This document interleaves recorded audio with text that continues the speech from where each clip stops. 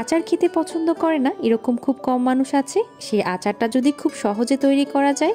হ্যাঁ, আজকে আমি আপনাদেরকে আস্ত জলপাইয়ের টকঝাল মিষ্টি আচার তৈরি করে দেখাবো। আর এই আচারটা তৈরি করা খুবই সহজ। আর এই আচারটা কোনো রকম রোদে দেওয়ার ঝামেলা ছাড়াই আপনারা সারা বছর সংরক্ষণ করে খেতে পারবেন।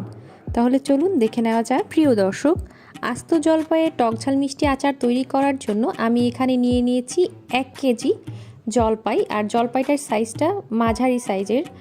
আমি এখানে সবগুলো জলপাইয়ের সাইজ একটু একই রকম নেওয়ার চেষ্টা করেছি, এতে করে আচারটা দেখতে একটু বেশি সুন্দর লাগে।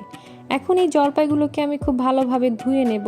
এর জন্য একটা মিক্সিং বলে আমি বেশ কিছু পানি নিয়ে এর ভেতরে জলপাইটাকে ডুবিয়ে রেখেছি। 2-3 মিনিটের মতন ডুবিয়ে রেখে তারপর এটাকে আমি হাত দিয়ে এভাবে কষলিয়ে ধুয়ে নেব। এতে করে জলপাইয়ের গায়ে কোনো প্রকারের বালি বা কোনো প্রকারের ময়লা থাকলে সেই ময়লাটা খুব তাড়াতাড়ি বের হয়ে আসে। তো চেষ্টা করবেন একটু সময় নিয়ে জলপাইটাকে এভাবে ধুয়ে নিতে। আর জলপাইয়ের বোটার নিচে কিন্তু অনেক সময় দেখা যায় বালু থেকে যায়, এর ফলে কিন্তু আচারটাই পুরো নষ্ট হয়ে যাবে। তো খুব ভালোভাবে জলপাইগুলোকে ধুয়ে নিতে হবে। আমি এই পানিটা বদলে নিয়ে আরও কয়েকবার ধুয়ে নিচ্ছি। তো জলপাইটাকে বেশ কয়েকবার ধুয়ে নিয়েছি। এখন এই জলপাইগুলোকে আমি একটু কেচে নেব, এতে করে মশলাগুলো খুব ভালোভাবে জলপাইয়ের ভেতরে ঢুকবে।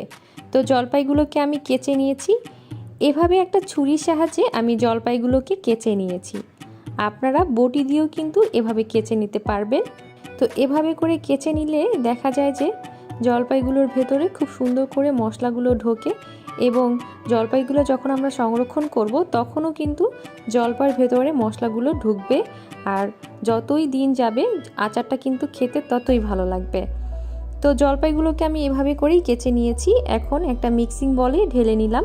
এর ভেতরে দিয়ে দিচ্ছি 1 চা চামচ পরিমাণ লাল মরিচের গুঁড়া আর 1 চা চামচ পরিমাণ হলুদের গুঁড়া, আর অ্যাড করছি এখানে স্বাদমতো লবণ। এখন এই মশলাগুলো দিয়ে খুব ভালোভাবে জলপাইগুলোকে মেখে নিতে হবে। তো এভাবে হলুদ, মরিচ এবং লবণ দিয়ে যদি জলপাইটাকে একটু আগে মাখিয়ে নিই, এতে করে আচারের কালারটা কিন্তু খুব সুন্দর হয়। খুব ভালোভাবে মশলাগুলোর সাথে জলপাইগুলোকে মাখিয়ে নিচ্ছি। তো মাখিয়ে নেওয়া হয়ে গিয়েছে। এখন এটাকে আমি সাইডে রেখে দিচ্ছি। আর চুলাতে একটা প্যান বসিয়ে দিয়েছি। এর ভেতরে বেশ কিছু শুকনা মরিচ দিয়ে দিচ্ছি। এখন মিডিয়াম টু লো হিটে এই শুকনা মরিচগুলোকে আমি টেলে নিচ্ছি। শুকনো মরিচগুলোকে একটু হালকা বাদামি কালার করে টেলে নিতে হবে। আর টালা হয়ে গেলে দেখবেন খুব সুন্দর একটা অ্যারোমা বের হয়েছে, তখন বুঝতে হবে যে শুকনো মরিচগুলো টালা হয়ে গিয়েছে। ওই পর্যায়ে এগুলোকে চুলা থেকে নামিয়ে পাটাতে পিষে নিতে পারেন। আমি গ্রাইন্ডার জারে গুঁড়ো করে নিয়েছি, একটু আস্ত করে গুঁড়ো করে নিয়েছি, অনেকটা চিলি ফ্লেক্সের মতো। তো আবারও ওই একই প্যানে নিয়ে নিচ্ছি প্রায় 3 টেবিল চামচের মতন পাঁচফোড়ন। এই পাঁচফোড়নটাকে আমি হালকা করে টেলে নেব মিডিয়াম টু লো হিটে। তো হালকা করে টেলে নিচ্ছি। আর এই পাঁচফোড়নটা টালার সময় কিছুক্ষণ পর লক্ষ্য করবেন খুব সুন্দর একটা অ্যারোমা বের হয়েছে, তখন বুঝতে হবে যে পাঁচফোড়নটা টালা হয়ে গিয়েছে। আর এই পাঁচফোড়নটা টালা হয়ে গেলে কিন্তু এর কালারটাও চেঞ্জ হয়ে যায়। ওই পর্যায়ে আমি এটাকে গুঁড়ো করে নিয়েছি। তো একটু আস্ত করে গুঁড়ো করে নিয়েছি, এতে করে আচারটা যখন আমরা এই পাঁচফোড়নটা ব্যবহার করব তখন আচারটার টেস্টটা দারুণ লাগবে। আর যখন আচারটা আপনি খাবেন তখন এই পাঁচফোড়নটা আপনার মুখে পড়বে আর আচারের একটা শাহি ফ্লেভার আপনি পাবেন। তো চেষ্টা করবেন এরকম আস্ত করেই পাঁচফোড়নটা গুঁড়ো করে নিতে। আর নিয়ে নিয়েছি হাফ কাপ পরিমাণ সাদা সরিষা বাটা। আমি এখানে সাদা সরিষা বাটাটা ব্যবহার করেছি, আপনারা চাইলে এখানে কালো সরিষা বাটাটাও ব্যবহার করতে পারেন।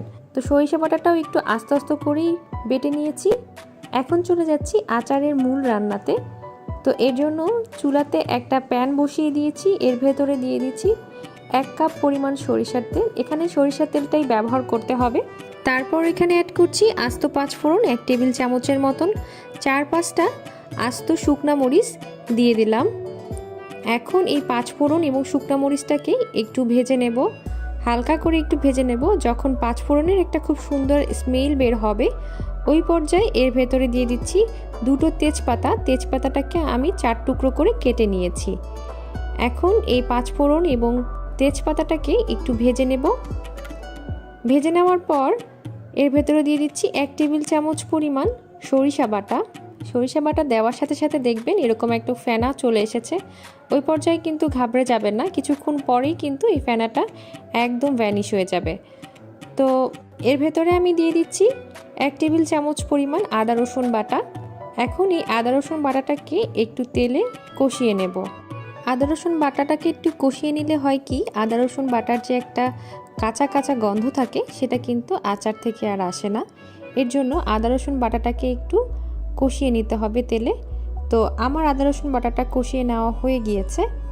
এখন আমি এর ভেতরে দিয়ে দিচ্ছি প্রায় 1/3 কাপের মতন রসুন বাটা। আর রসুনটাকে আমি একদম পেস্ট করে নিইনি, আস্তে আস্তে করে রেখেছি, এতে করে আচারের মশলাটা অনেকটা ঘন হবে। আর রসুন কিন্তু আমাদের স্বাস্থ্যের জন্য খুবই উপকারী একটা খাবার, তাই আমি এর ভেতরে রসুনটা একটু বেশি ব্যবহার করছি। এখন এর ভেতরে অ্যাড করছি 1/2 টেবিল চামচ পরিমাণ লাল মরিচের গুঁড়া আর 1 চা চামচ পরিমাণ হলুদের গুঁড়া।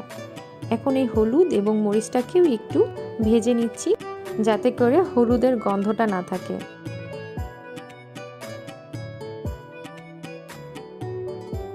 এখন এর ভেতরে দিয়ে দিচ্ছি প্রায় 1/2 কাপের মতন আস্ত রসুন। আর এই রসুনটা কিন্তু দিলে আচারটা খুবই ভালো লাগে। তো দিয়ে দিচ্ছি স্বাদ মতো লবণ। তো এখন এই রসুনটাকেও হালকা একটু ভেজে নেব। তো ভেজে নেওয়া হয়ে গিয়েছে।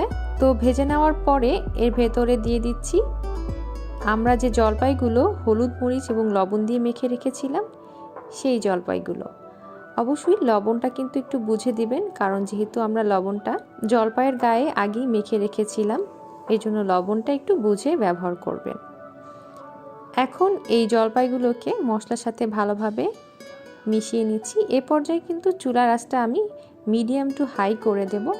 আর এখন বাকি সম্পূর্ণ প্রসেসটাই কিন্তু মিডিয়াম টু হাইতে থাকবে। আচার সবসময় মিডিয়াম টু হাই হিটেই রান্না করতে হয়। তো যেহেতু আমি মশলাগুলোকে কষিয়ে নিয়েছি, তো এই পর্যায় থেকে আমি আচারগুলোকে মিডিয়াম টু হাই হিটেই রান্না করে নেব। ঢাকনা দিয়ে দিচ্ছি। ঢাকনা দিয়ে এখন জলপাইগুলোকে আমি পুরোপুরি সিদ্ধ করে নেব। তো ঢাকনা দেওয়ার ফলে জলপাই থেকে কিন্তু প্রচুর পরিমাণে পানি বের হবে। তো দেখতে পাচ্ছেন জলপাই থেকে কিন্তু প্রচুর পরিমাণে পানি বের হচ্ছে, আর অলরেডি কিন্তু জলপাইটা সিদ্ধ হয়ে গিয়েছে। তো কিছু কিছু জলপাই সিদ্ধ হয়েছে, কিছু কিছু জলপাই এখনও সিদ্ধ হয়নি। এর ভেতরে আমি এখন অ্যাড করছি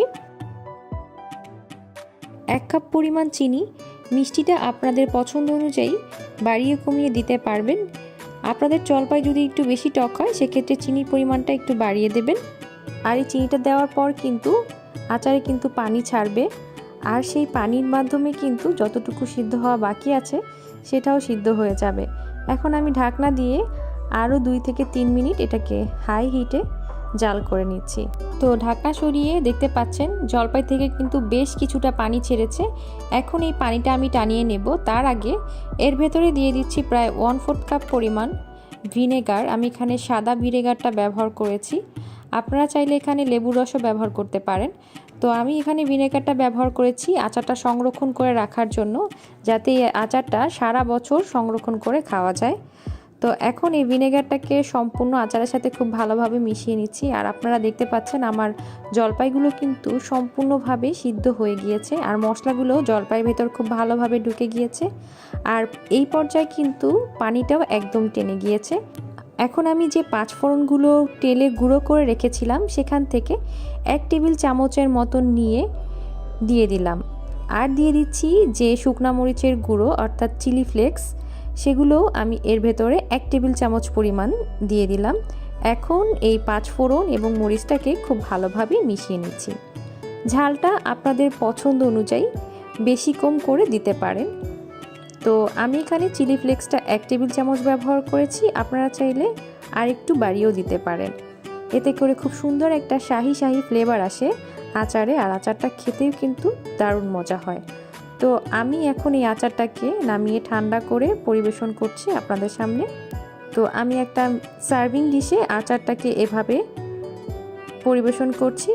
আর যে বাকি যে আচারগুলো ছিল সেই আচারটাকে আমি এখন সংরক্ষণ করব। এর জন্য একটা কাচের বয়ামের ভেতরে আমি এই আচারগুলোকে সংরক্ষণ করছি। তো আচারটা সংরক্ষণ করার পরে এর ওপর দিয়ে এভাবে একটু সরিষার তেল দিয়ে দিলে আচারটা দেখবেন উপর দিয়ে ফাঙ্গাস পড়বে না, আচারটা বেশ ভালো থাকবে। কোনো রকম রোদে দেওয়ার ঝামেলা ছাড়াই আচারটা আপনারা সারা বছর সংরক্ষণ করে খেতে পারবেন। খিচুড়ির সাথে এই আচারটা কিন্তু খুব জমে যায়। আর দেখতে পাচ্ছেন আচারটা দেখতে কতটা লোভনীয় হয়েছে। অবশ্যই আপনারা বাসায় এটা ট্রাই করবেন। আশা করছি আমার আজকের আচারের রেসিপি আপনাদের ভালো লেগেছে। জলপাই কিন্তু খুব কম সময় বাজারে থাকে, তো খুব শীঘ্রই তৈরি করে ফেলুন। সবাই ভালো থাকবেন। আল্লাহ হাফেজ।